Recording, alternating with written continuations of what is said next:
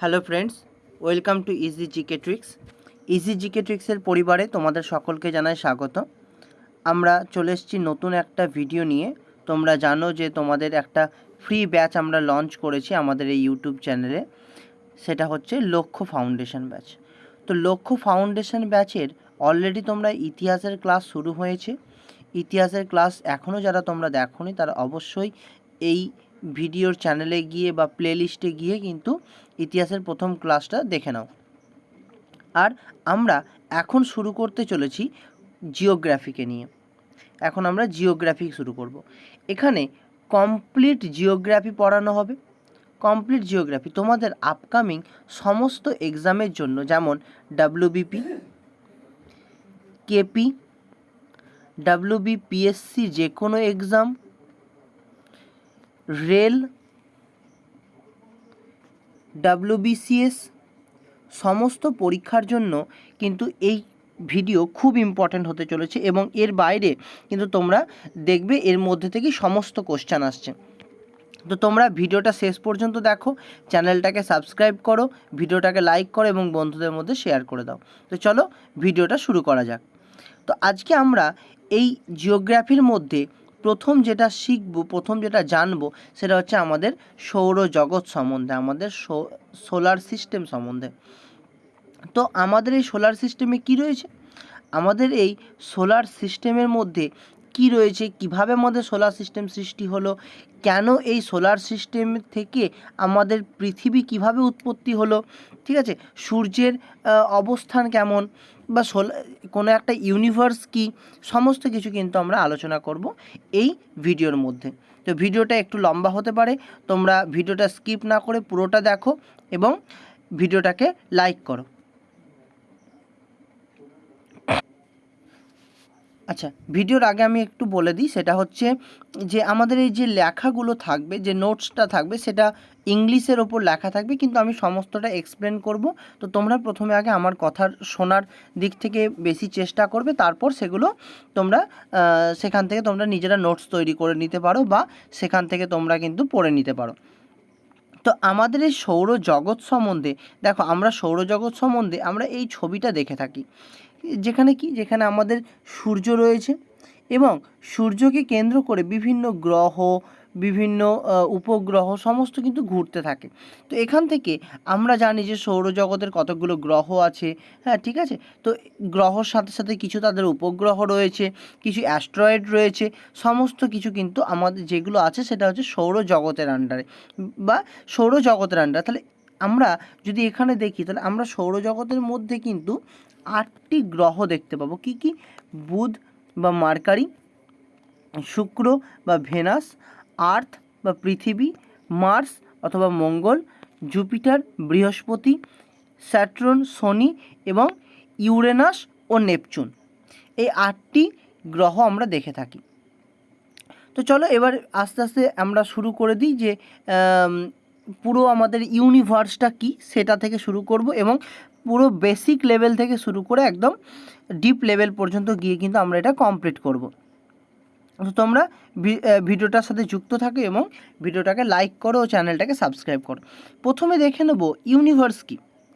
দেখো, ইউনিভার্স একটা হচ্ছে বিশাল একটা এরিয়া জুড়ে অবস্থান করছে। আমরা যদি আমাদের মহাকাশে দেখে নিই, তো আমাদের আচ্ছা, এটা একটু মিস্টেক হয়েছে, ইউএনআই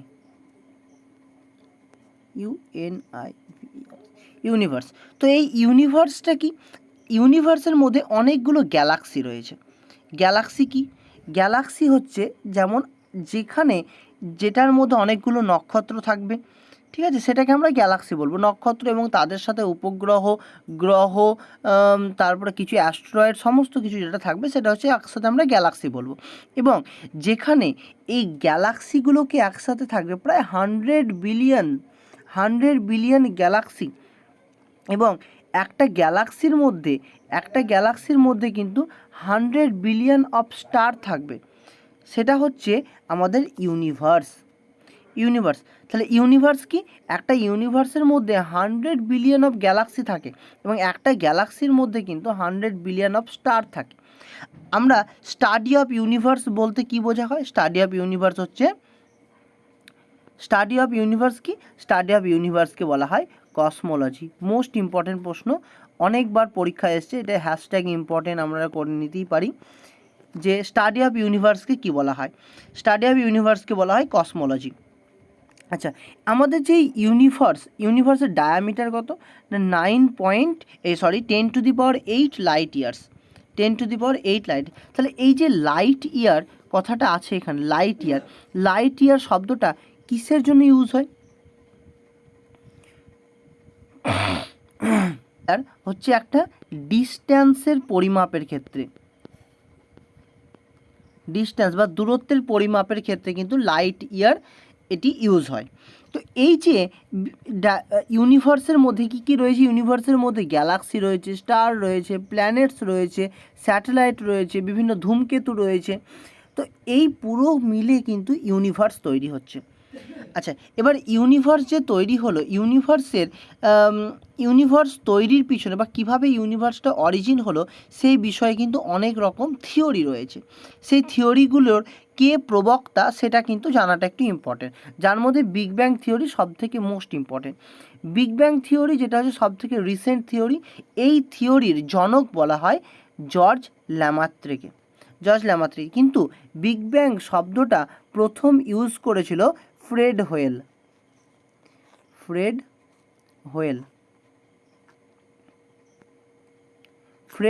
প্রথম এই বিগ ব্যাং শব্দটা ইউজ করেছিল।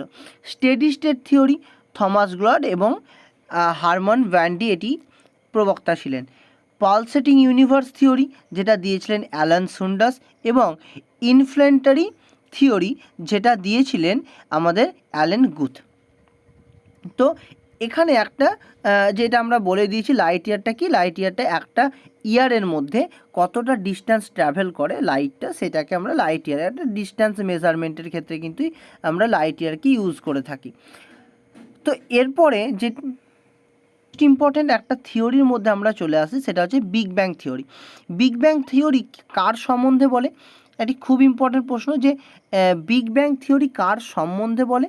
সেটা বিগ ব্যাং থিওরি বলে থাকে যে কিভাবে আমাদের ইউনিভার্সটা অরিজিন হলো তার বেসিসকে, তার উৎপত্তি সম্বন্ধে বলে থাকে। এবং বিগ ব্যাং থিওরির প্রবক্তাকে, বিগ ব্যাং থিওরির প্রবক্তা হলেন, যে বিগ ব্যাং থিওরির জনক যদি আমরা বলি তাহলে সেটা হবে জর্জ ল্যামাত্রে, এবং বিগ ব্যাং শব্দটা প্রথম ইউজ করেছিল Fred whale.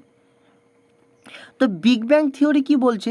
Big bang theory বলছে কোনো একটা টাইমে, অনেক অতীত সময়ে গিয়ে আমাদের এই ইউনিভার্স ছিল না। ইউনিভার্সটা কি হয়েছে? বিভিন্ন সংঘর্ষের ফলে হয়েছে। কোনো একটা বিন্দু থেকে, এই যে এই সোর্স পয়েন্টটাকে দেখতে পাচ্ছ, এই সোর্স পয়েন্টকে নাম দেওয়া হয়েছিল সিঙ্গুলারিটি।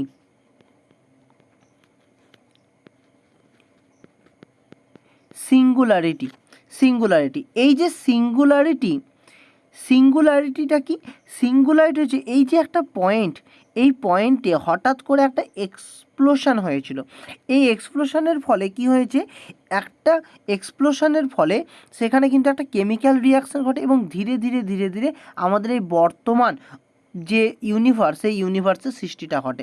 দেখো এখানে যদি আমরা দেখি, এখানে কী ছিল? একটা কোনো সিঙ্গুলারিটি, একটা সিঙ্গেল পয়েন্ট সিঙ্গুলারিটি, একটা খুব সামান্য একটা ছোট অংশ ছিল, সেখানে হঠাৎ এক্সপ্লোশন ঘটে, এবং এক্সপ্লোশন ঘটে তার কি হয়? তার এক্সপ্যানশন হয়, এবং এক্সপ্যানশন হওয়ার ফলে এই যে বর্তমানের বিশাল যে ইউনিভার্স, এই ইউনিভার্সটা কিন্তু তৈরি হয়েছিল। তবে এই ইউনিভার্সটা কিন্তু একদিনে তৈরি হয়নি। ইউনিভার্সটা কিভাবে তৈরি হয়েছিল? যে যখন এই এক্সপ্লোশনটা ঘটে, কোথা থেকে? না সিঙ্গুলারিটি থেকে যখন এই এক্সপ্লোশনটা ঘটে, তখন কি হয়? ধীরে ধীরে ছোট অংশ থাকে, সেই ছোট অংশ থেকে ধীরে ধীরে কিন্তু বড় হয়ে এই আজকের এই ইউনিভার্সে পরিণত হয়েছে। ছোট যে দেখো এখানে টাইম পিরিয়ড দেওয়া থাকে, যে 380,000 ইয়ার্স, এটা হচ্ছে 300 মিলিয়ন ইয়ার্সে গিয়ে, এটা 1 বিলিয়ন ইয়ার্সে গিয়ে, আর বর্তমানের যে অবস্থায় আছে সেটা হচ্ছে আমাদের এই যে এভাবে কিন্তু ইউনিভার্সটা সৃষ্টি হলো। তাহলে ইউনিভার্সটা কিসের ভাবে সৃষ্টি হলো? বিগ ব্যাং থিওরির দ্বারা আমরা কিন্তু কিভাবে ইউনিভার্সটা সৃষ্টি হলো সেটা আমরা দেখলাম। চলো পরের জায়গাতে দেখতে পাওয়া যাচ্ছে আমরা গ্যালাক্সি কী সেটা জানবো। দেখো গ্যালাক্সি কি আমরা দেখে নিয়েছি, যে গ্যালাক্সি হচ্ছে কি? একটা ইউনিভার্সের মধ্যে যে ইউনিভার্সের একটা অংশ হিসেবে গ্যালাক্সিকে আমরা ধরতে পারি, যে একটা ইউনিভার্সের মধ্যে 100 মিলিয়নস অফ গ্যালাক্সি কিন্তু থাকছে, এবং একটা গ্যালাক্সির মধ্যে কিন্তু অনেক অনেক অনেক অনেক নক্ষত্র থাকছে বা স্টার থাকছে, সেটাকে যখন থাকছে সেটাকে আমরা বলে থাকি গ্যালাক্সি। এবার প্রশ্ন হলো এটা, যে আমাদের যে গ্যালাক্সি, সেই গ্যালাক্সির নাম কি? আমাদের এই গ্যালাক্সির নাম হচ্ছে আকাশগঙ্গা। আকাশগঙ্গা। আমাদের এই গ্যালাক্সির নাম কি? আমাদের গ্যালাক্সির নাম হচ্ছে আকাশগঙ্গা। তো এই যে আকাশগঙ্গা বা মিল্কি ওয়ে বা আকাশগঙ্গা, এই গ্যালাক্সিটা হচ্ছে আমাদের গ্যালাক্সির নাম। তো এই যে গ্যালাক্সিকে আমরা কি করে থাকি? গ্যালাক্সিকে আমরা তিনটে ভাগে ভাগ করে থাকি, তিনটে টাইপসে ভাগ করে থাকি। কি কি? একটা হচ্ছে স্পাইরাল, একটা হচ্ছে এলিপ্টিক্যাল, আর একটা হচ্ছে ইরেগুলার শেপের। তার শেপ অনুযায়ী আমরা এই ভাগটা করে থাকি। কি অনুযায়ী? শেপ অনুযায়ী ভাগটা করে থাকি। একটা হচ্ছে স্পাইরাল, একটা হচ্ছে এলিপ্টিক্যাল, একটা হচ্ছে ইরেগুলার। তো এই যে মিল্কি ওয়ে যে আমাদের গ্যালাক্সিটা রয়েছে, সেই গ্যালাক্সিটা কোন ধরনের গ্যালাক্সি? না, এই গ্যালাক্সিটা হচ্ছে একটা স্পাইরাল গ্যালাক্সি।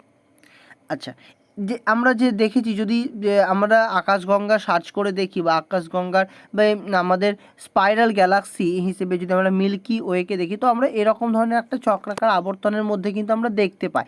তো কি এটা একটা স্পাইরাল গ্যালাক্সি? এবং আমাদের এই যে মিল্কি ওয়ে গ্যালাক্সি আছে, সেই মিল্কি ওয়ে গ্যালাক্সির নিকটবর্তী যে গ্যালাক্সি আছে সেটা হচ্ছে অ্যান্ড্রোমেডা গ্যালাক্সি। কি? অ্যান্ড্রোমেডা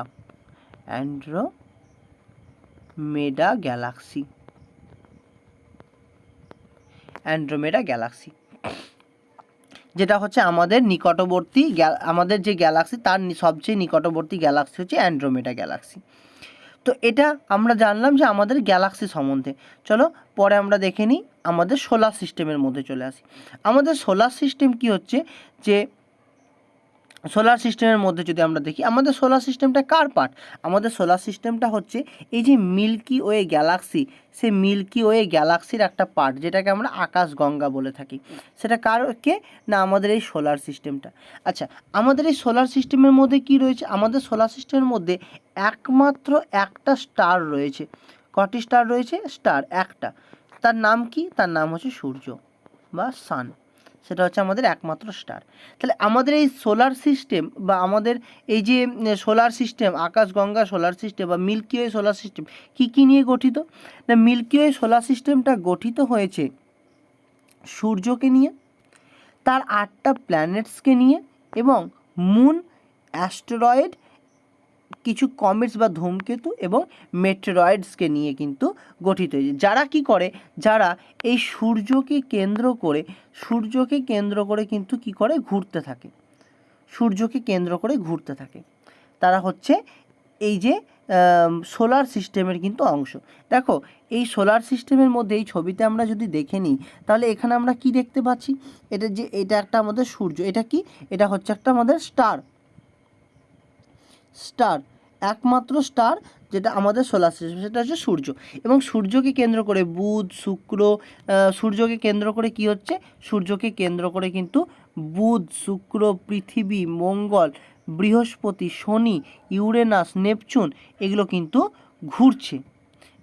ঘুরছে একে কেন্দ্র করে। এবং এর সাথে সাথেও কিছু ধূমকেতু বা কিছু কমেটস, কিছু মেটেরিয়াল এবং অ্যাস্টেরয়েড, এই সবগুলো কিন্তু ঘুরছে। এইগুলোকে নিয়ে কিন্তু তৈরি হচ্ছে আমাদের ইউনিভার্স বা আকাশগঙ্গা যে ইউনিভার্স বা মিল্কি ওয়ে গ্যালাক্সি, সেটা কিন্তু তৈরি হচ্ছে আমাদের সোলার সিস্টেমটা। তো এই সোলার সিস্টেমের মধ্যে আমাদের 8টা প্ল্যানেট কি আমরা দেখলাম? 8টা প্ল্যানেট হচ্ছে যে বুধ, শুক্র, পৃথিবী, মঙ্গল, ইউরেনাস, নেপচুন। আগে কিন্তু আমরা যখন ছোট বাচ্চা অবস্থায় কিন্তু আমরা দেখেছি যে এই যে প্লুটো, কেউ কিন্তু কি করা হতো? প্লুটোকে এই যে 8 প্ল্যানেট এখন বলছে, সেখানে কিন্তু 9 প্ল্যানেটকে ধরা হতো। কারণ কি? কারণ তখন প্লুটোকে কিন্তু একটা গ্রহ হিসেবে ধরা হতো। কিন্তু বর্তমান দিনে প্লুটো হচ্ছে একটা ড্রপড প্ল্যানেট বা বামন গ্রহ হিসেবে কিন্তু ধরা হয়। প্লুটোকে কি ধরা হয়? প্লুটোকে বামন গ্রহ হিসেবে ধরা হয়ে থাকে। আচ্ছা, স্টাডি অফ ইউনিভার্স কি সেটা আমরা জেনে নিয়েছি, কসমোলজি। ঠিক আছে, তা এই সোলার সিস্টেম কী দ্বারা গঠিত হয়েছে? না, সোলার সিস্টেম 8টা প্ল্যানেট, মুনস, আমাদের সূর্যকে নিয়ে, কিছু অ্যাস্ট্রয়েড এবং কমেটসকে নিয়ে কিন্তু গঠিত হয়েছে। তাহলে এই যে প্লুটোকে আমরা কি ধরছি এখন? প্লুটোকে আমরা একটা ড্রপড প্ল্যানেট হিসেবে ধরছি। তো এই ছবিটা তৈরি করেছে অনলি আইএস পিডাব্লিউ থেকে। তো পিডাব্লিউকে অনেক অনেক ধন্যবাদ, ফিজিক্সওয়ালাকে এবং আলাক স্যারকে। তো চলো, এই যে ছবিটার মধ্যে কিন্তু আমরা যদি দেখে নিই, এখানে হচ্ছে আমাদের সূর্য রয়েছে, মার্কারি, ভেনাস, আর্থ, মার্স, এবং এর মাঝখানে একটা কিছু আমরা পয়েন্ট দেখতে পাচ্ছি, যে কিছু কিছু সাদা সাদা পয়েন্ট আমরা কিন্তু দেখতে পাচ্ছি এই জায়গাতে একটা বেল্টের আকারে। এই বেল্টটা হচ্ছে একটা অ্যাস্টেরয়েড বেল্ট। এখানে একটা সিরিজ বলে লেখা আছে, সেটা কি আমরা সেটা জানবো, কিন্তু আগে জেনে নিই এই অ্যাস্টেরয়েড বেল্টটা কি। এবং এর পরে আছে আমাদের জুপিটার, স্যাটার্ন, ইউরেনাস, নেপচুন। তারপরে আবার ঠিক সেমভাবে একই রকম একটা বেল্ট রয়েছে, সেটার নাম দেওয়া হয়েছে কি বেল্ট? Kuiper belt. তাহলে এই অ্যাস্টেরয়েড বেল্ট কি আর কুইপার বেল্ট কি? অ্যাস্টেরয়েড বেল্ট জানার আগে আমরা অ্যাস্টেরয়েড কি সেটা জেনে নেব। অ্যাস্টেরয়েডটা কি? অ্যাস্টেরয়েড হচ্ছে যে কিছু পাথরখণ্ড বা কিছু বোল্ডার আকৃতির অবস্থান, সেটা কিন্তু কি হচ্ছে, সূর্যের যে একটা টান, আকর্ষণ বল, সে আকর্ষণ বলে কিন্তু এই অ্যাস্টেরয়েডগুলো বা এই যে বিভিন্ন আকৃতির খণ্ড বিখণ্ড অংশগুলি কি হচ্ছে, পাথর বা বোল্ডারগুলো, এগুলো সূর্যের টানে কিন্তু সূর্যের চারিদিকে ঘুরতে থাকছে। যেমনভাবে বিভিন্ন গ্রহগুলো ঘুরতে থাকছে, সেগুলো হচ্ছে কিন্তু এখানেও কিন্তু সেম একইভাবে এই যে পিণ্ডগুলো, বিভিন্ন ধরনের বোল্ডার, বিভিন্ন ধরনের আগ্নেয় স্তূপ, এগুলো কি হচ্ছে, এগুলো ঘুরতে থাকছে। তো এইগুলো ঘুরে ঘুরে কি হচ্ছে, এই যে ঘুরছে সেটাকে বলা হয় আমাদের অ্যাস্টেরয়েড। এবং এই অ্যাস্টেরয়েডগুলো পৃথিবীর পরে মঙ্গল রয়েছে, মঙ্গলের পরে এবং বৃহস্পতির আগে একটা বেল্ট আকারে অবস্থান করে, এটাকে বলা হয় অ্যাস্টেরয়েড বেল্ট। এই অ্যাস্টেরয়েড বেল্টের মধ্যেই একটা সবথেকে বড় অ্যাস্টেরয়েড রয়েছে, সেটা হচ্ছে একটা বামন গ্রহ। সেটা হচ্ছে এই অ্যাস্টেরয়েড বেল্টের মধ্যে রয়েছে বামন গ্রহ, যার নাম হচ্ছে সিরেস। একটা বামন গ্রহ আমরা দেখে নিয়েছি প্লুটো, আর একটা বামন গ্রহ সেটা সম্বন্ধে জানলাম, সেটা হচ্ছে সিরেস। তাহলে একটা কোশ্চেন আমাদের দিয়ে দিতেই পারে যে কোন বামন গ্রহ, এমন কোন বামন গ্রহ বা এর মধ্যে কোন বামন গ্রহটি বা কোন গ্রহটি কি হচ্ছে, অ্যাস্টেরয়েড বেল্টের মধ্যে অবস্থান করছে। তো সেখানে আমাদের 4টে অপশন দিয়ে দেবে। সেখান থেকে হয়তো বলা থাকলো প্লুটো, সিরিয়াস, এবং আরও দুটো আলাদা আলাদা অপশান দিয়ে দিল, ম্যাকে বা লো ইউরোপা ইত্যাদি কোনো অপশান দিয়ে দিল। তো সেখান থেকে আমাদের উত্তর হয়ে যাবে সেরেস, কারণ সেরেস হচ্ছে একমাত্র উপগ্রহ যেটা অ্যাস্টেরয়েড বেল্টের মধ্যে অবস্থান করছে। বহুবার পরীক্ষায় দিয়েছে, খুব ইম্পর্ট্যান্ট, হ্যাশট্যাগ ইম্পর্ট্যান্ট করে নিতেই পারি আমরা। তো চলো, এরপরে কিন্তু কি হচ্ছে, এরপরে জুপিটার শুরু হচ্ছে, জুপিটারের পরে স্যাটার্নের পরে ইউরেনাস, তারপর নেপচুন।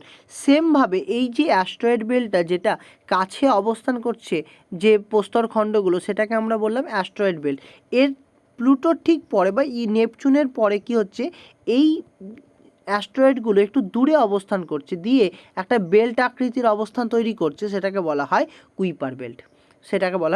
তাহলে কুইপার বেল্ট কার পরে আমরা দেখতে পাই? আমরা নেপচুনের পরে বা প্লুটোর পরে কিন্তু আমরা কুইপার বেল্টটা দেখতে পাই। তো এরপরে আমরা দেখে নেব যে স্টার কি। স্টার যেটা হচ্ছে একটা হট বার্নিং গ্যাসেস, কী দিয়ে তৈরি? হট বার্নিং গ্যাসেস দ্বারা তৈরি, যেখানে যার 70% হচ্ছে হাইড্রোজেন, 28% হিলিয়াম এবং 2% আদার টাইপ অফ গ্যাস রয়েছে। আমাদের পৃথিবীর মধ্যে, আমাদের সৌরজগতের মধ্যে বা আমাদের সোলার সিস্টেমের মধ্যে সূর্য একটি মাত্র স্টার, সেটা আমরা দেখে নিলাম। এবং সূর্য যে আমাদের একটা সোলার সিস্টেমের মধ্যে একটি মাত্র স্টার, এবং এই যে আমাদের আমাদের যে সোলার সিস্টেম তার নিকটবর্তী আর একটি স্টার রয়েছে বা আর একটি নক্ষত্র রয়েছে, তার নাম কি? তার নাম হচ্ছে প্রক্সিমা সেঞ্চুয়ারি। তার নাম হচ্ছে প্রক্সিমা সেঞ্চুয়ারি। এরপরে জানবো কনস্টিলেশন সম্বন্ধে। কনস্টিলেশন কি না, এটি হচ্ছে কি হচ্ছে একটা গ্রুপ অফ স্টারের প্যাটার্ন। ধরো বিভিন্ন ধরনের স্টার রয়েছে, অনেকগুলো স্টার রয়েছে, অনেকগুলো স্টার নিয়ে যখন একটা কোনো প্যাটার্ন তৈরি করে দেবে তখন সেটাকে বলা হয় কনস্টিলেশন। টোটাল 88টা এগুলো আছে। সব থেকে লার্জেস্ট কনস্টিলেশন কি? তার নাম হচ্ছে হাইড্রা, এবং স্মলেস্টের নাম হচ্ছে ক্রাস্ক। এছাড়াও আরও অন্যান্য যে সমস্ত ইম্পর্টেন্ট আছে যেগুলো আমাদের মনে রাখতে হবে, সেটা হচ্ছে উরসা মেজর, উরসা মাইনর, ওরিয়ন, ঠিক আছে। তারপরে আমরা দেখে নিয়েছি যে সপ্তর্ষি মণ্ডল, যেটা আমরা পড়ে থাকি, যে কিসের মতন দেখতে, ওটা একটা সপ্তর্ষি মণ্ডল একটা জিজ্ঞাসা চিহ্নের মতন অবস্থান করে, সেটাকে সপ্তর্ষি মণ্ডল। সেটা কি? সেটা একটা কনস্টিলেশন। বা আমরা বলি কালপুরুষ, তো কালপুরুষ কি? সেটা একটা কনস্টিলেশনের মধ্যে পড়ছে। কনস্টিলেশন কি? কনস্টিলেশন হচ্ছে একটা গ্রুপ অফ স্টার। আর স্টার কি? স্টার হচ্ছে গিয়ে ওই একটা স্টারের হচ্ছে কি দ্বারা তৈরি? স্টারটা হচ্ছে একটা হট বার্নিং গ্যাসের দ্বারা তৈরি, যেখানে মেনলি হাইড্রোজেন এবং হিলিয়াম গ্যাস কিন্তু সেখানে থাকে। তো চলো পরে আমরা এগিয়ে যাই। এবার আমরা জানবো আমাদের স্টার সম্বন্ধে বা আমাদের নক্ষত্র সম্বন্ধে, যার নাম হচ্ছে সূর্য। সূর্য। তো এই যে সূর্যটা কি হচ্ছে আমাদের সোলার সিস্টেমের কোথায় অবস্থান করছে? একদম কেন্দ্রে অবস্থান করছে। কারণ আমরা আগেই দেখেছি যে সূর্যকে কেন্দ্র করে কি হচ্ছে? সূর্যকে কেন্দ্র করে কিন্তু সমস্ত, এটা যদি আমরা কেন্দ্র ধরে নিই, সূর্যকে কেন্দ্র করে কি হচ্ছে? সমস্ত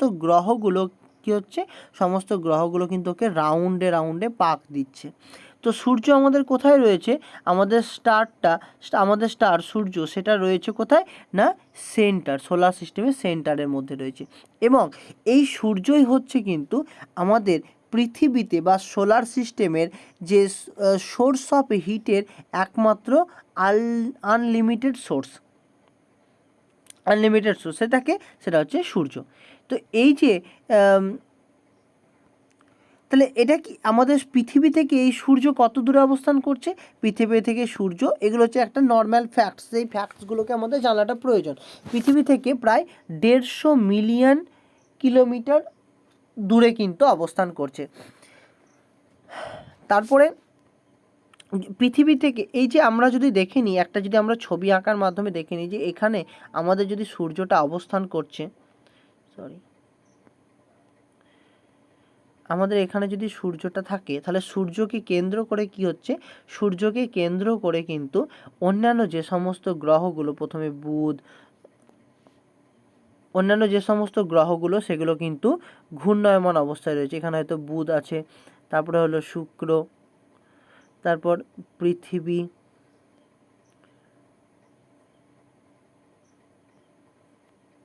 তারপর হয়তো মঙ্গল, এরকমভাবে কিন্তু এই যে গ্রহগুলো ঘুরছে, সেরকমভাবে এই জায়গাতে আমাদের হয়তো ধরো পৃথিবীটা রয়েছে। এখানে আমি আর একটা এঁকে নিই, এটা ধরে নাও আমাদের পৃথিবী। তাহলে এই যে পৃথিবীটা অবস্থান করছে এখানে, হয়তো এটা আমাদের পৃথিবীর কক্ষপথ। তো এখানে পৃথিবীটা রয়েছে। এই যে সূর্য, এই জায়গাতে আমাদের যদি সূর্য থাকে, তাহলে সূর্য থেকে যে সমস্ত, আমরা প্রথমেই দেখে নিলাম যে সমস্ত সোর্স অফ লাইটের উৎস বা আমাদের সমস্ত যত লাইট রয়েছে তার উৎস কিন্তু হচ্ছে সূর্য। তাহলে এই যে সূর্য থেকে যে রশ্মিটা আমাদের পৃথিবীতে এসে পৌঁছায়, সেটাকে আমরা বলে থাকি ইনকামিং সোলার রেডিয়েশন বা ইনসোলেশন। এই যে সূর্য রশ্মিটা পৃথিবীতে এসে পৌঁছাচ্ছে, সেটা পৃথিবীতে পৌঁছাতে কত সময় লাগে?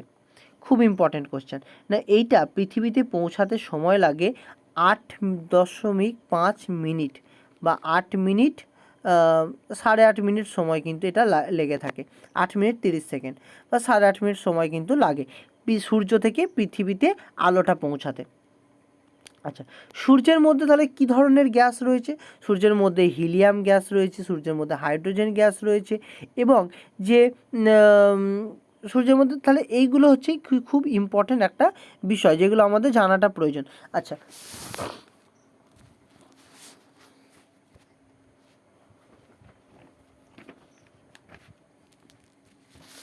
তো চলো তারপরে এবার আমরা জেনে নিই যে বিষয়গুলো।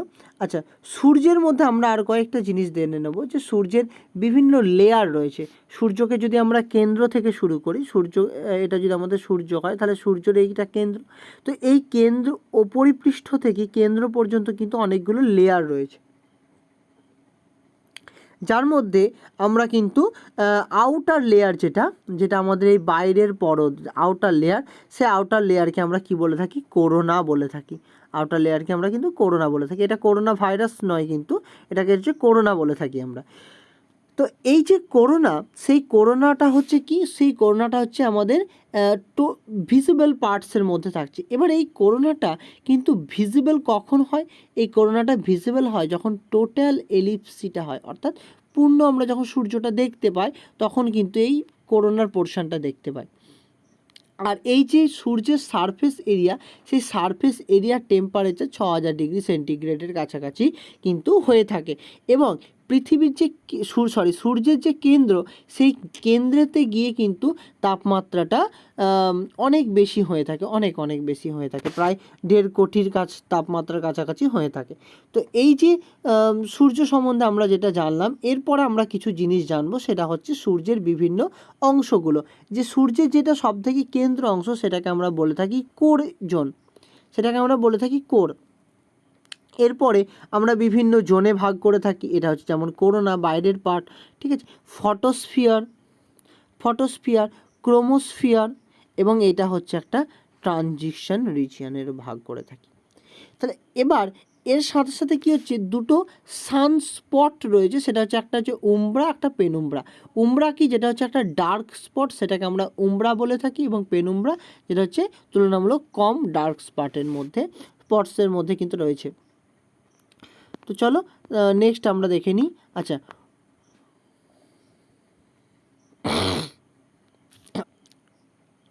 নেক্সট আমরা দেখে নেব প্ল্যানেট সম্বন্ধে। তো আমরা আগেই দেখেছি যে আমাদের সূর্য রয়েছে, এবং সূর্যকে কেন্দ্র করে কি হচ্ছে, যে গ্রহগুলো ঘুরে চলেছে। এই যে গ্রহ, টোটাল 8টি গ্রহ রয়েছে, এই 8টি গ্রহ কি কি? একটা হচ্ছে বুধ, শুক্র, পৃথিবী, মঙ্গল, তারপর হচ্ছে আমাদের বৃহস্পতি, শনি, ইউরেনাস এবং নেপচুন। এই যে প্রথম 4টি গ্রহ, অর্থাৎ বুধ থেকে শুরু করে মঙ্গল পর্যন্ত, এই যে প্রথম 4টি গ্রহ, এই 4টি গ্রহের পরে কিন্তু কি রয়েছে? এই 4টি গ্রহের পরে আমরা দেখে নেব যে অ্যাস্টেরয়েড বেল্টটা কিন্তু রয়েছিল। আমরা আগেই যে ছবিগুলো দেখেছি, এই ছবিটাতে যদি দেখো, তাহলে কী হচ্ছে, এই বুধ, শুক্র, পৃথিবী, মঙ্গল, এই 4টের পরে একটা অ্যাস্টেরয়েড বেল্ট রয়েছে।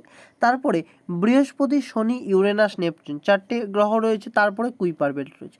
তো এই যে এই 4টে গ্রহ, এই 4টে গ্রহকে আমরা বলে থাকি ইনার প্ল্যানেট। কি বলে থাকি? ইনার প্ল্যানেট বলে থাকি, ইনার প্ল্যানেট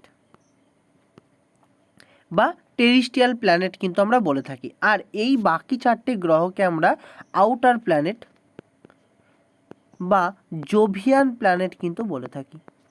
জোভিয়ান প্ল্যানেট কিন্তু আমরা বলে থাকি কোনটাকে? না, যেটা আমাদের অ্যাস্টেরয়েড বেল্টের পরে রয়েছে, সেটাকে আমরা আউটার প্ল্যানেট বা জোভিয়ান প্ল্যানেট বলে থাকি, এবং অ্যাস্টেরয়েড বেল্টের আগে যেগুলো আছে, ভেতরে যেগুলো রয়েছে, সেগুলোকে আমরা ইনার প্ল্যানেট বলে থাকি। তো এই যে প্ল্যানেটের মধ্যে আমরা যদি দেখতে পাই, তাহলে কী হচ্ছে, এই 4টেকে আমরা ইনার প্ল্যানেট, অর্থাৎ বুধ, শুক্র, পৃথিবী, মঙ্গল, এবং মঙ্গল আর বৃহস্পতির মাঝে রয়েছে আমাদের অ্যাস্টেরয়েড বেল্ট, এবং তারপরে বৃহস্পতি থেকে শুরু করে নেপচুন পর্যন্ত হচ্ছে আউটার প্ল্যানেট বা জোভিয়ান প্ল্যানেট। এখানে এই ছবিটাতে খুব স্পষ্ট করে দেওয়া আছে, যেটা সায়েন্স নোট থেকে তৈরি করা হয়েছে, ধন্যবাদ তাদেরকে। তো বুধ, শুক্র, পৃথিবী, মঙ্গল এটা হচ্ছে আমাদের ইনার প্ল্যানেট বা সেটাকে আমরা টেরিস্ট্রিয়াল প্ল্যানেট বলে থাকি। এবং এরপরে রয়েছে আমাদের অ্যাস্ট্রয়েড বেল্ট, তারপরে বৃহস্পতি, শনি, ইউরেনাস, নেপচুন, এরপরে আমাদের এখানে রয়েছে কুইপার বেল্ট। তো এটাকে আমরা আউটার প্ল্যানেট বা জোভিয়ান প্ল্যানেট বলে থাকি। এরপরে টেরিস্ট্রিয়াল প্ল্যানেট কি আর আউটার প্ল্যানেট কি সেটা সম্বন্ধে আমরা জানবো। তো এই যে ইনার প্ল্যানেট বা টেরিস্ট্রিয়াল প্ল্যানেট, এগুলো হচ্ছে সূর্যের নিকটবর্তী যে সমস্ত গ্রহ সেগুলোকে আমরা বলে থাকি ইনার প্ল্যানেট। এই যে ইনার প্ল্যানেট, সেই ইনার প্ল্যানেটের মধ্যে রয়েছে কিন্তু বেশিরভাগ সেটা হচ্ছে কিন্তু ভূমিভাগের ওপর বেস করে। এবার এর থেকে এখানে কি দেখো, এগুলোর যে আয়তন, সেই আয়তনের থেকে কিন্তু এখানকার আয়তন অনেক বেশি। এবং এর যে এখানে আমরা যদি দেখব যে যেমন প্রথমে বুধের কোনো উপগ্রহ নেই, শুক্রর কোনো উপগ্রহ নেই, পৃথিবীর একটি মাত্র উপগ্রহ রয়েছে এবং মঙ্গলের 2টি উপগ্রহ রয়েছে। কিন্তু জুপিটারে যদি দেখি ওর অনেকগুলো উপগ্রহ রয়েছে, প্রায় 79-এর ওপরে উপগ্রহ রয়েছে। শনির রয়েছে, ইউরেনাসেরও অনেকগুলো রয়েছে এবং নেপচুনেরও অনেক উপগ্রহ রয়েছে। তাহলে এর কিন্তু অর্থাৎ ইনার প্ল্যানেটে কিন্তু উপগ্রহ সংখ্যা কম, কিন্তু আউটার প্ল্যানেটে অনেক বেশি উপগ্রহ সংখ্যা রয়েছে। তো এরকম কিছু আমরা ডিফারেন্স দেখতে পাই। এবং এই যে অংশগুলো, এই অংশগুলোতে কিন্তু টেরিস্ট্রিয়াল পার্টের ভূমিকা বেশি, অর্থাৎ ল্যান্ড বেস সেখানে। এবং কিন্তু এই যে 4টি গ্রহ, সেখানে কিন্তু বেশিরভাগ গ্যাস রয়েছে। যেমন এই 2টি গ্রহকে আমরা বলে থাকি, তার জন্য এই 2টি গ্রহকে অর্থাৎ বৃহস্পতি এবং শনিকে আমরা বলে থাকি গ্যাস জায়েন্ট। কি জায়েন্ট? বৃহস্পতি এবং শনিকে আমরা বলে থাকি গ্যাস জায়েন্ট, এবং ইউরেনাস এবং নেপচুনকে আমরা বলে থাকি আইস জায়েন্ট। আমরা বলে থাকি আইস জায়েন্ট বলে থাকি। কারণ কি? কারণ এই 2টি গ্রহ সূর্য থেকে সব থেকে দূরে অবস্থিত, এবং সূর্য থেকে সব থেকে দূরে অবস্থিত হওয়ার জন্য সূর্য থেকে আসা লাইটটাও কিন্তু আসতে অনেক বেশি টাইম লাগবে। তার জন্য কি হচ্ছে, সেখানে কিন্তু লাইটটা ঠিকঠাকভাবে পৌঁছায় না, যার জন্য সেখানে কিন্তু তাপ হতে পারে না। তার জন্য সেখানে কি হচ্ছে, সেখানে ঠান্ডা অবস্থা বিরাজ করছে এবং ধীরে ধীরে ধীরে ধীরে সেখানে কিন্তু এই যে বরফাবৃত অবস্থায় বা আইস অবস্থায় কিন্তু পরিণত হয়েছে। সেই জন্য এটাকে আমরা আইস জায়েন্ট বলে থাকি। এবং এই দুটোতে গ্যাসের পরিমাণ বেশি, যার জন্য আমরা এখানে গ্যাস জায়েন্ট বলে থাকি। চলো পরে আমরা এগুলো আরও সম্বন্ধে আলোচনা করব। এবং প্রথম আমরা যে গ্রহ, সেই গ্রহতে আমরা চলে আসি, সেটা হচ্ছে মার্কারি বা বুধ। মার্কারি বা বুধ সম্বন্ধে খুব ইম্পর্টেন্ট কয়েকটি 2-3টি পয়েন্ট যেটা খুব ইম্পর্টেন্ট, সেটা হচ্ছে কি, এই যে মার্কারি, সেটা হচ্ছে সবথেকে ক্লোজ পয়েন্ট। কার ক্লোজ পয়েন্ট? সূর্যের সবথেকে ক্লোজ পয়েন্ট, এবং এটি সবথেকে দ্রুত গতিসম্পন্ন, খুব তাড়াতাড়ি ঘুরতে পারে এবং দ্রুত গতিসম্পন্ন এবং ফাস্টেস্ট তার রেভলিউশনটা কমপ্লিট করে থাকে। অর্থাৎ যেমন সে তার কী হচ্ছে, এটা যদি আমাদের সূর্য হয়, সূর্যকে কেন্দ্র করে সে ঘুরছে এবং সে তার সাথে সাথে নিজেও নিজের চারিদিকে ঘুরছে। তাহলে এইটা কিন্তু তার রেভলিউশন পিরিয়ড, এবার সূর্যকে তার যে প্রদক্ষিণ করার ক্ষমতা বা স্পিড, সেটা কিন্তু সব থেকে বেশি। ওদের বছরটা কত দিনে হয়ে যাচ্ছে না, 88 দিনে কিন্তু বুধের বছর কমপ্লিট হচ্ছে, যেটা আমরা 1 বছর বলে থাকি আমাদের ভাষাতে, সেটা হচ্ছে ওদের 88 দিনে, যেটা আমাদের 365 দিনে। তো এখানে কিন্তু কোনো রকম অ্যাটমসফিয়ার নেই, কোনো অ্যাটমসফিয়ার নেই মার্কারি বা বুধের মধ্যে। এবং এর না কোনো স্যাটেলাইট রয়েছে বা মুনস রয়েছে। তাহলে মার্কারি সম্বন্ধে কি দেখলাম? মার্কারি হচ্ছে আমাদের সবথেকে ক্লোজেস্ট পয়েন্ট, সূর্যের সবথেকে কাছের গ্রহ, এবং সবথেকে দ্রুত গতিসম্পন্ন, 88 দিন তার রেভলিউশন পিরিয়ড, তার কোনো অ্যাটমসফিয়ার নেই এবং এর কিন্তু কোনো ন্যাচারাল স্যাটেলাইটও নেই। চলো এবার আমরা শুক্রকে দেখে নিই। শুক্র, যাকে আমরা টয়েন অফ আর্থ বলে থাকি, অর্থাৎ পৃথিবীর যমজ বোন বলে থাকি। কেন যমজ বোন বলে থাকি? তার কারণ হচ্ছে ভেনাসের সাইজ পৃথিবীর সাইজের কাছাকাছি, এবং ভেনাসের ওয়েটটাও কিন্তু পৃথিবীর ওয়েটের কাছাকাছি, এবং তাদের যে রেভলিউশন পিরিয়ড সেটাও কিন্তু অনেকটা কাছাকাছি, খুব একটাও ডিফারেন্স নয়। সেই জন্য আমরা কিন্তু ভেনাসকে পৃথিবীর যমজ বোন বলে থাকি। তো এই যে এর রোটেশনাল পিরিয়ড, এর রোটেশন পিরিয়ড কী হচ্ছে, তার যে রেভলিউশন পিরিয়ডের থেকে কিন্তু লম্বা, অর্থাৎ তার যে ঘূর্ণনের শক্তি, অর্থাৎ এক হচ্ছে সূর্যের চারিদিকে ঘুরছে এবং সে তার নিজের চারিদিকে ঘুরছে, সেটা কিন্তু তার থেকেও বেশি। আর এটা হচ্ছে কি আমাদের সৌরজগতের সবথেকে গরম গ্রহ, অর্থাৎ হটেস্ট প্ল্যানেট। তাহলে এটা কী হচ্ছে যে আমাদের এখানে যদি সূর্য রয়েছে, তার প্রথমে হচ্ছে আমাদের বুধ ঘুরছে, তারপরে আমাদের শুক্র ঘুরছে, তাহলে সবথেকে বেশি হট হওয়ার প্রয়োজন এখানে ছিল, কিন্তু এখানে কিন্তু সবথেকে বেশি হট গ্রহ কোনটা, সেটা হচ্ছে শুক্র। এইটা এই জন্য এই কোশ্চেনটা কিন্তু মোস্ট ইম্পর্টেন্ট কোশ্চেন। পৃথিবী আমাদের সৌরজগতের সবথেকে যে উষ্ণ গ্রহ কোনটি, সেটা হচ্ছে শুক্র, এবং এর কিন্তু ডেন্স অ্যাটমসফিয়ার রয়েছে। আচ্ছা, এর যে রেভলিউশনটা আমরা দেখেছি যে পৃথিবী সূর্যের চারিদিকে কীভাবে ঘোরে, যে আমরা আগে ছোটোবেলাতেই কি পড়েছি যে পৃথিবী সূর্যের চারিদিকে ঘোরে ঘড়ির কাঁটা ঠিক বিপরীত দিকে, অর্থাৎ কী হচ্ছে পশ্চিম থেকে পূর্ব দিকে কিন্তু ঘুরছে। কিন্তু এখানে ভেনাস বা শুক্র কী হচ্ছে, শুক্র ঘুরছে কিন্তু ক্লক ওয়াইজ হিসেবেই ঘুরছে, ক্লক ওয়াইজ ডাইরেকশানে কিন্তু ঘুরছে। ঠিক আছে, এরও ঠিক সেম কোনো ন্যাচারাল স্যাটেলাইট কিন্তু এর কোনো ন্যাচারাল স্যাটেলাইট নেই, এবং এটা কিন্তু রাত্রের আকাশে এবং আমরা কিন্তু সবথেকে উজ্জ্বল তারা হিসেবে দেখতে পাই, যার জন্য আমরা এটাকে বলে থাকি কি মর্নিং স্টার এবং ইভিনিং স্টার। সকালেও দেখতে পাই এবং রাত্রেও সন্ধ্যেবেলাতেও দেখতে পাই, সবথেকে উজ্জ্বল তারা হিসেবে দেখে থাকি, সেই জন্য এটাকে মর্নিং স্টার এবং ইভিনিং স্টারও বলা হয়। চলো এবার আমরা জানবো পৃথিবী সম্বন্ধে। তো এই যে পৃথিবী সম্বন্ধে যদি আমরা জেনে নিই, সেটা কি হচ্ছে একমাত্র গ্রহ যেখানে কি হচ্ছে লাইফটা সাপোর্ট করতে পারে একমাত্র গ্রহ। তার জন্য আমাদের পৃথিবীটা হচ্ছে খুব মূল্যবান গ্রহ, যেটাকে আমাদের গ্রহকে আমাদেরকেই যত্নে রাখতে হবে, যাতে করে আমরা এখানে দীর্ঘদিন থাকতে পারি। তো সেটা কি হচ্ছে একমাত্র গ্রহ যেখানে লাইফ সাপোর্ট করে, সেটা হচ্ছে আর্থ। এর শেপ কেমন, এর শেপ হচ্ছে জিওয়েড শেপ। এবার প্রশ্ন, জিওয়েড কি? দেখো, আমরা যখন ছোটোবেলায় পড়ে থাকি যে পৃথিবী একটি আপেলের মতন দেখতে, পৃথিবী একটি বলের মতন দেখতে, তারপরে আমরা জানলাম কি পৃথিবী একটা বলের মতন দেখতে, কিন্তু তার ওপরে ভাগটা এবং নিচের ভাগটা একটু চাপা এবং মাঝের ভাগটা একটু স্ফীত, ঠিক ডিমের মতন, এরকম জানলাম। কিন্তু আসলেই কিন্তু তা নয়। দেখো, পৃথিবীর মধ্যে আমরা কিন্তু জানি যে আমরা উপরিপৃষ্ঠে বাস করছি, তাহলে পৃথিবীর উপরিপৃষ্ঠের মধ্যেই কিন্তু আমাদের রয়েছে মাউন্ট এভারেস্ট, যার উচ্চতা 8,848 মিটার। আরাবলি রয়েছে, হিমালয় পর্বতমালার বিভিন্ন অংশ রয়েছে, নন্দা দেবী মাউন্টেন রয়েছে, রকি, আন্দিজ ইত্যাদি অনেক মাউন্টেন রয়েছে। সেমভাবে মালভূমি রয়েছে, সমভূমি রয়েছে, তারপরে হচ্ছে বিভিন্ন সমুদ্র রয়েছে, বিভিন্ন মহাসাগর রয়েছে, এমনকি মারিয়ানা খাতও রয়েছে, যার গভীরতা 11,033 মিটার। 11,033 মিটার গভীরতার কিন্তু মারিয়ানা খাত রয়েছে। তাহলে এতটা গভীরের যে মারিয়ানা খাত পৃথিবীর মধ্যে অবস্থান করছে, আবার এতটা হাইটের একটা পর্বত সেটাও কিন্তু অবস্থান করছে পৃথিবীর মধ্যে। তাহলে পৃথিবীকে আমরা কি তাহলে কোনো রকমভাবে বিভিন্ন কোনো শেপের মাধ্যমে কিন্তু বর্ণনা করতে পারি না। তার জন্য আমরা বলে থাকি পৃথিবীর আকৃতি কার মতন না, পৃথিবীর আকৃতি হচ্ছে পৃথিবীর মতন। পৃথিবীর আকৃতি হচ্ছে পৃথিবীর মতন, অর্থাৎ জিওয়েড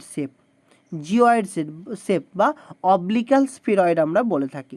আচ্ছা, পৃথিবীর যে অ্যাটমসফিয়ার, পৃথিবীর মধ্যে আমরা জানি যে বায়ুমণ্ডল রয়েছে, তো বায়ুমণ্ডলের মধ্যে প্রধান গ্যাস কোনগুলি? প্রধান গ্যাস রয়েছে আমাদের নাইট্রোজেন, যেটা হচ্ছে আমাদের 79% বা 78%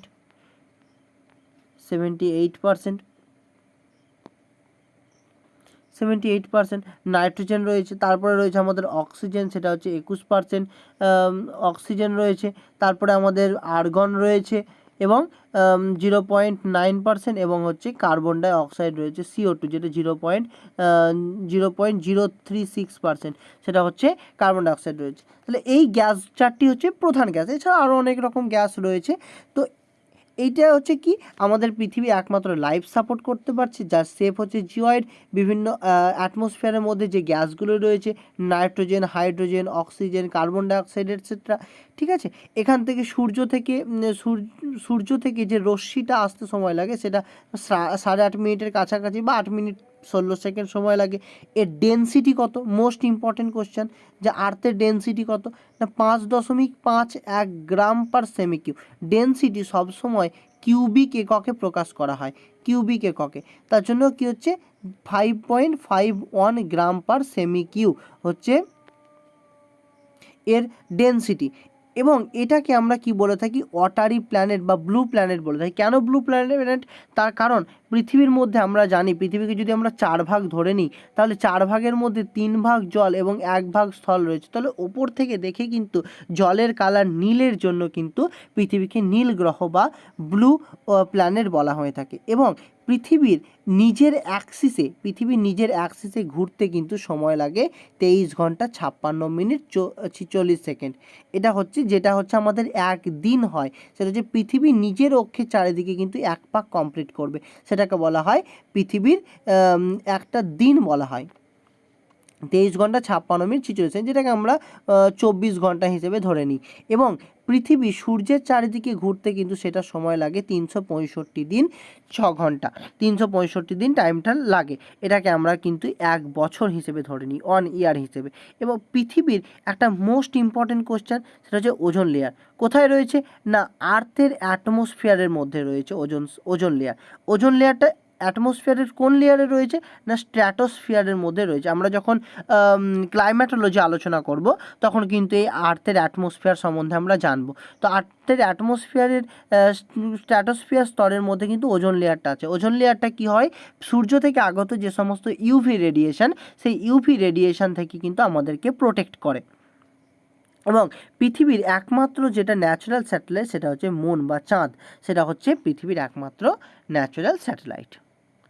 চলো এরপর আমরা দেখে নেব যে রোটেশন কি এবং রেভলিউশন কি। রেভলিউশন কি এটা আমরা কিন্তু নেক্সট ক্লাসে জানবো। এবং এরপর থেকে রোটেশন রেভলিউশন থেকে শুরু করে আমরা দেখব যে তার রোটেশন কি, রেভলিউশন কি দেখব, তারপরে বিভিন্ন ইকুইনক্সগুলো কিভাবে হচ্ছে সেগুলো জানবো। এবং তারপরে আমরা জানবো মার্স, জুপিটার, তারপরে স্যাটার্ন সম্বন্ধে কিন্তু আমরা সমস্তটা জানবো। এবং তারপরে আমাদের জায়েন্ট সোলার সিস্টেম কি রয়েছে, ইউরেনাস কি, নেপচুন, প্লুটো, কিভাবে ড্রাফট প্ল্যানেট সৃষ্টি হচ্ছে, মুন কতগুলো রয়েছে, মুন সম্বন্ধে জানবো। এবং তারপরে কিন্তু আমরা আমাদের এই জিওগ্রাফি লেকচারের প্রথম চ্যাপ্টার, যেটা হচ্ছে সোলার সিস্টেম, সেটাকে কিন্তু কমপ্লিট করব। তাহলে এই যে সোলার সিস্টেম, সেটা আমরা দুটো পার্টে কমপ্লিট করব। একটা হচ্ছে যার পার্ট 1 হলো এটা, এবং পার্ট 2 আমরা নেক্সট ক্লাসে দেখব।